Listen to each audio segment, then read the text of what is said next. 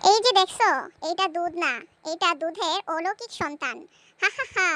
নামটার ছানা। একসময় দুধ ছিল একা, হঠাৎ টক লাগলো আর ব্যাস জন্ম নিল এই তুলতুলে ছানা।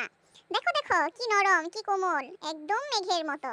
এই ছানারে যদি কেউ বলো তুই টক দুধের ফল, সে রাগ করে বলবে আমি টক না ভাই, আমি মিষ্টির ফ্যাক্টরি। একটা কথা বলি, এই ছানাটারে যদি ভালোবাসো সে তোমারে দেবে রসগোল্লা, সন্দেশ আর সুখের ক্যালোরি। কিন্তু সাবধান, একটু অসাবধান হলে এই তুলতুলে ছানা হয়ে যাবে শুকনো পনির। তারপর সে বলবে আমারে কেউ চেনো না, আমি এখন জিমে যাই। তাই মনে রেখো, জীবনে যতই টক লাগুক মনটা রাখো ছানার মতো নরম। কারণ নরম মনেই মিষ্টি সুখ জমে। যেখানে টক দুধও শিখায় কেমন করে মিষ্টি হওয়া যায়।